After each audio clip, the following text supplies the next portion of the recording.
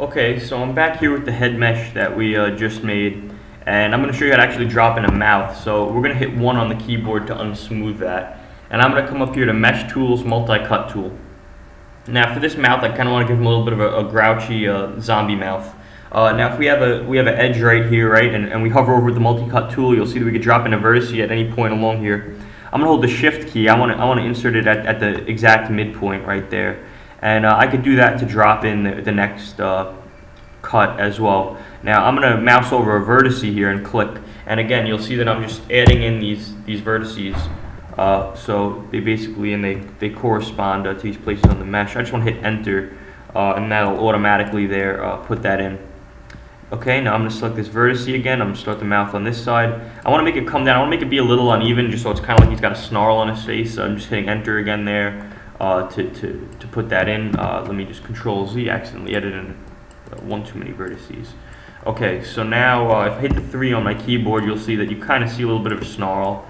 But I really want to select, so this is really like the inner mouth, you know, if you weren't able to see that from what I was showing you. Basically, this is like our mouth for our zombie.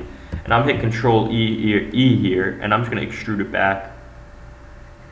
And again, I just want to take this opportunity to remind you to please constantly save your files. It's really important to constantly be saving and updating your files and your progress.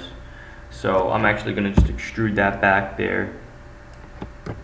And I'll hit Control E again, extrude, and we'll really just pull that back. And I'm just shaping it. I'm scaling it. I'm keeping that selection that we had, and I'm just scaling it there. And I'll just select the object mode. I'll just take a look at what this looks like. And I'm really liking the way this is starting to come out.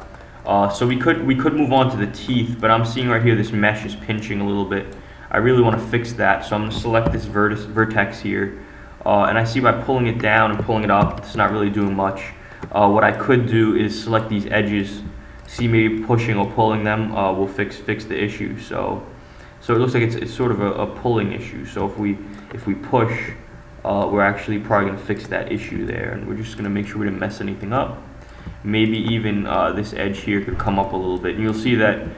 So when the mesh was turning black there, you can see there's pinching, and it's still pinching a little bit, but at least now it's gray. So when you have a gray mesh, if you have a black mesh, that basically just means that your mesh is a little bit inside out. Very bad modeling practice to ever really have that. You're going to run into it time and time again, but you just really want to fix that, kind of like I just did. And you want to keep moving forward. Our edge flow here is looking really clean. We have some really good geometry going on. If you want to hit wireframe really quick, so that's up here, that's this icon here. You could really just see, I'll actually hide this other mesh here by going to display, hide selection. You can see we're working with a really clean mesh. We don't have too many problems with it right now. You know, sometimes you're working in a mesh, so I'm just hitting 5 on the keyboard to restore that to shaded view. And sometimes you're working with a mesh, you know, and you have to deal with a lot of pulls, so that's when 5 edges are coming into a vertex. I really can't see any real examples of that here right now for you. Which is a good thing. You want to avoid pulls, but sometimes they're inevitable, which you may see in one of the future videos here. And now what I'm going to do, I actually just want to click on this this sphere here, and I'm just going to actually, I want to select this middle one. Make sure you don't select the Y like I just did. Make sure you select the middle one, this middle one right here. Because sometimes by accident, if you're here, you might mouse over the Y. And I just want to scale that down. I'm just trying to make an eyeball right now.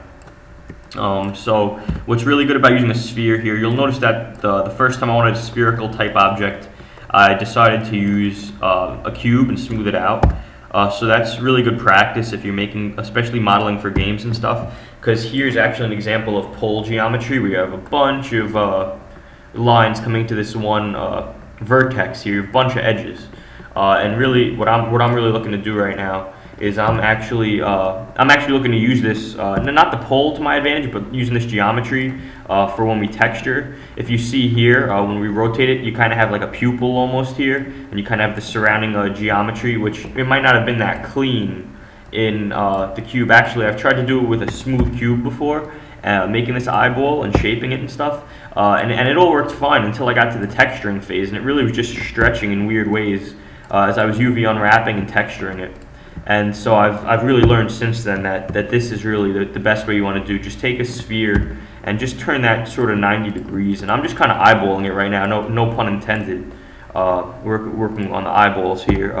But I'm just kind of just seeing what looks best, and I kind of really like this.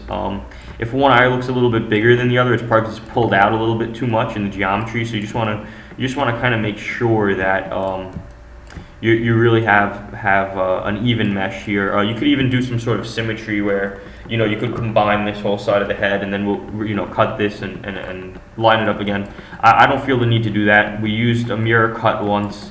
We got the good clean geometry. Now we're just dropping in the eyeballs. It's not a big deal. Before we jump to the next tutorial, I want to just drop in the neck here. I'll select the whole object. I'll select these 4 faces. I'll extrude them. I want to hit Control E, which I've already. That's not the preset in Maya. I've custom set that up, which I showed you in the second tutorial video in this series. And now, so I've done that. I want to hit the 1 key. I want to drop in an edge loop. We still have that set to multiple edge loops. Reset that to relative distance from edge, and you really want to drag it pretty close to this bottom edge here.